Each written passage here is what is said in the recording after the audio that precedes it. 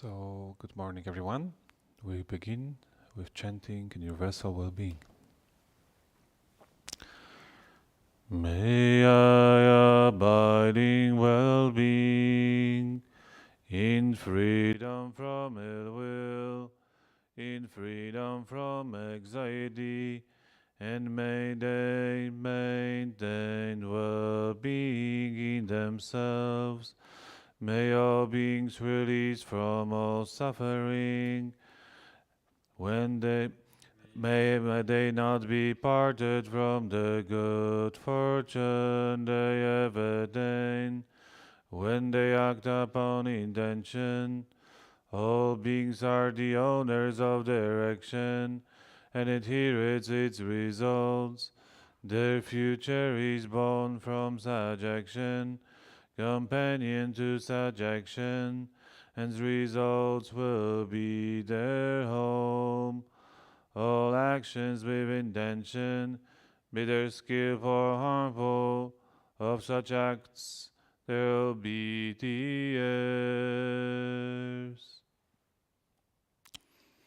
So we continue our readings, bowing journals from Reverend Heng Shure and Marty Verhoeven, Dharmaster Heng Chao from the pilgrimage. And today is the entry from Reverend Heng Shure, April 14, 1978. The title is "The Dish Looks Suspiciously Like Dog Food." Disciple: Master, please explain this principle. Contemplate the Dharma, the nature of the Dharma realm. It's all made from the mind alone. Did the Master create me from his mind? Or did I create the Master from my mind? Or is there really a stupid question? Venerable Abbot: it's however you think it is. Understand? Disciple: I don't know. Venerable Abbot: it is however you think it is. Because if you think it's one way and someone else tells you it's another way, you aren't going to believe them. You create it yourself. No one creates it for you. Whoever you think about it, that is how it is. And we are eating a can of Chinese vegetarian food for lunch. A soybean product which to Heng Chao was a dried braised bean curd. That's how the label translated. In Chinese, it was different. I couldn't see English written on the other side of the can, so I was eating food with a Chinese label which said red fried vegetarian chicken with the down-home aroma and flavor. The food was the same, but in our minds it was different, created by the labels we read. One dish can be as many as different things as there are people to view it. For example, a platter of arhat vegetables to the ascetic is a fuel for cultivation. To the monk besides him, it's an offering by the faithful laity to be transformed into blessings and happiness. To the next monk who is working with the 5 contemplations, the plate of food is medicine which he takes in order to keep his body from suffering the sickness of hunger. To the donor, the food is a chance to plant blessings with the Sangha jewel, the left-home disciples of the Buddha. To the gourmet, the plate of food is an exciting adventure in Oriental cuisine. To the newcomer, to meatless eating, the dish looks suspiciously like a dog food, but it tastes great. Among these different realities, which one is more valid? Which is one is true? According to the Sutra's principle, all are equally correct. It's all made from the mind alone. You create it yourself. Whoever you think about it, that is how it is, says the Master.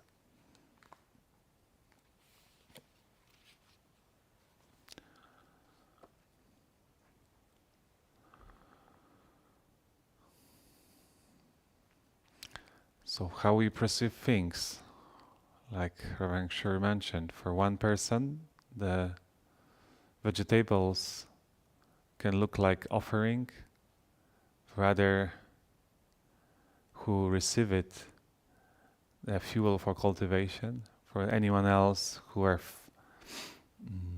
value a taste and could be a wonderful dish. So many options and few vegetables. Same. So what we perceive is how we create the realities is based on our intentions and views. For instance, right now we are in the redwood forest on the Santa Cruz Mountains. You can imagine how this forest was seen by those owners of lumber companies who came here more than 100 years ago. Right, the wood was the forest was the growing woods factory. They perceived the tree as a material, right? Wood, that things what can bring benefit. And based on those intentions, it was not so difficult probably to make a decision to cut them. As we know, we have 2 clear cuts, and they have a huge impact of the whole area here. So how we perceive the things. Rebbe Master Hua, when he came here, can imagine what sage can see. He probably see much more than we could. Like, for instance, one of the 2 trees he saw here, immortal, and see the dragon. But I can imagine what he was seeing is this forest, the redwood forest, as a living ecosystem, a home for many species. And we are one of them here. So intention was how I can protect that, how I can make that this place, at least the purchased place for the future monastery, the 500 acres, can be place of refuge. Place when the humans will no longer see as a threat. Could be as stewards and help here to protect this life, this forest, these trees. So one forest, different views, different intentions, and different ripples in the end. So right now we still have a bowing session, 10,000 bowing repentance. Also we practice here 3 steps, 1 bow.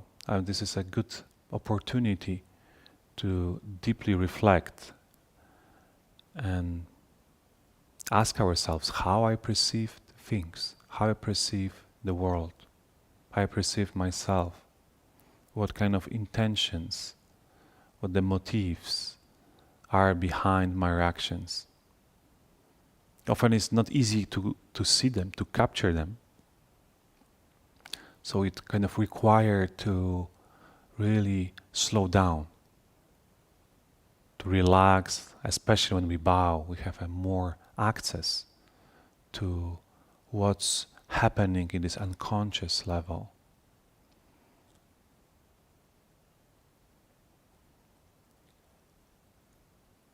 So we notify, we're more aware all these unskillful actions, what we done with body, speech and mind.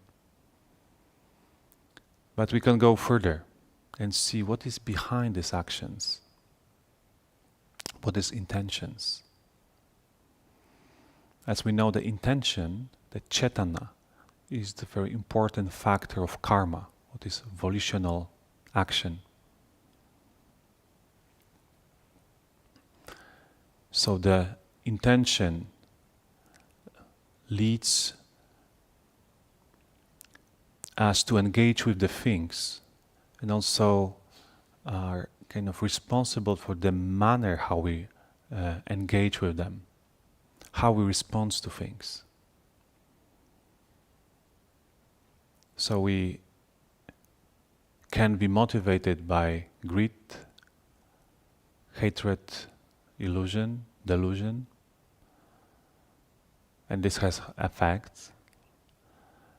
Or we can be motivated by wholesome aspirations, what they can foster well-being, bring happiness.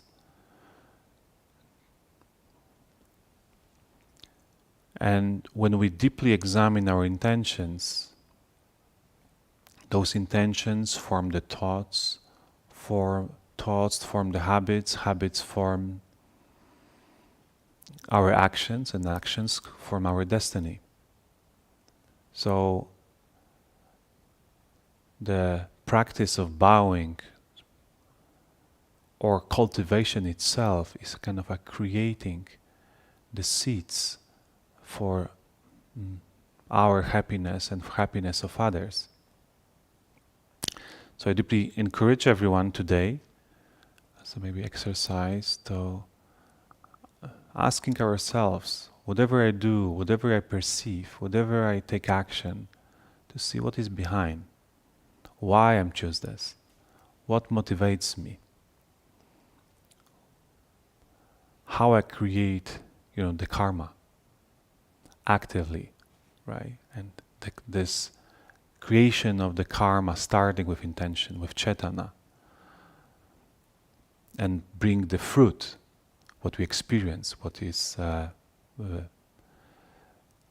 vipaka is maturation, and pala is the fruit. This is what we experience. So this is it for today. Now we can do 3 steps, 1 bow.